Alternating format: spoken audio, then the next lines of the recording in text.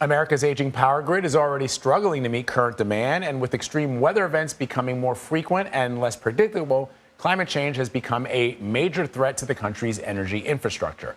Let's bring in Akshaya Jha. He is an assistant professor of economics and public policy at the Heinz College at Carnegie Mellon University. Professor, good to talk to you.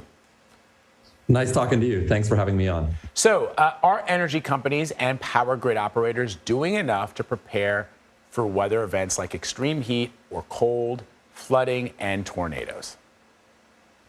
Right. So that's difficult to assess precisely due to climate change. What we previously thought of as extreme weather is becoming, as we can tell, just experienced, it's increasingly more and more common. So power companies and grid operators are increasingly have to think about, well, what we previously thought of as extreme weather is now something we have to build into our forecast as something that happens once every 5 years rather than once every 50. There's been a lot of talk about the fact that we don't take particularly extreme heat seriously, like we do a hurricane, where we sort of almost immediately start to register how much money it costs us, how many lives were lost. But with extreme heat, and maybe it's because we don't put names on heat waves, it just sort of kind of keeps rolling along. But it's clear for many that climate change is a factor, particularly when it comes to extreme heat. Is that something, climate change, is that something that companies are reluctant to acknowledge? I don't know that they're reluctant to acknowledge it, but I think they're reluctant to build it into their forecasts just simply because, you build this infrastructure and then it turns out, well, we don't happen to have a heat wave in the next year or the next year. And then people say, oh, well, why, stockholders, regulators say, why did you build all this infrastructure up?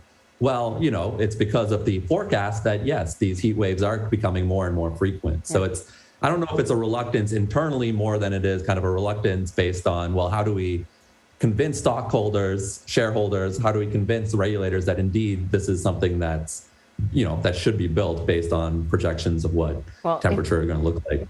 If you're a shareholder that's in an air-conditioned office, you may not be convinced that heat's a real threat to your bottom line. But it's a good point too, Anne-Marie and Professor, because it just sometimes it boggles the mind when you think about the tremendous growth in public work projects that this country experienced in the wake of the post-World War II area.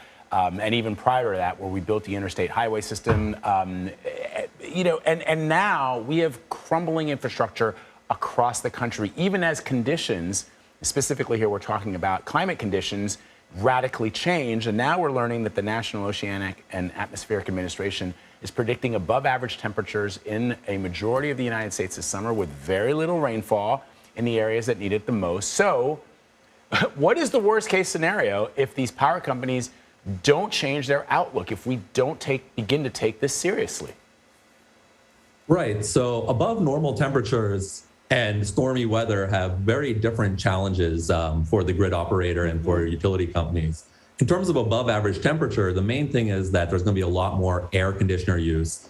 Air conditioners obviously consume a lot of electricity. And so a lot more power plants are going to have to be stand ready to produce during those high demand periods when everybody's cranking up their air conditioning.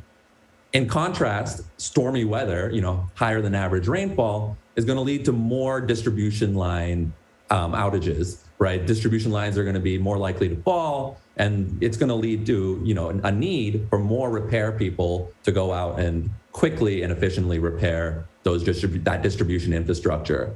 So, both of those challenges are going to be present increasingly moving forward as we think about climate change. So then the question is, what do we do about it, right? Is it about just throwing a ton of money at the country's power grid and upgrading it? Is it about educating the public about the uses of energy and climate change threats? What do we do? Right. So I wouldn't be opposed to throwing a bunch of money at transmission infrastructure investment. But coupled with that, it's going to be very important to get the political will to actually build those lines. So take Texas as an example. Texas very much wants to be a grid that's in Texas. They don't want to build lines to other states and therefore come under increased federal purview. This is something, unfortunately, that's true across the country. We're building transmission lines. It's kind of a not in my backyard situation. So So in the Build Back Better Act, there's $10 to $12 billion allocated to build transmission towers and wires, but there's also increased federal power to overrule rejections of permits to build interstate transmission lines. And I argue that that's just as important as the money, the kind of the political power to say, hey, look, we're going to build this transmission line because it's beneficial to everybody, even though perhaps you don't want it in your backyard, or you have a kind of a local concern as to that transmission line. Yeah. Well, we saw what happened in Texas when they had that, one-off snowstorm, which may not be one-off anymore, and their power line, which is kind of their power system, which is all self-contained, could not handle it. That's right. Akshaya Jha, thank you very much. Thanks so much for your time. Thanks for having me on.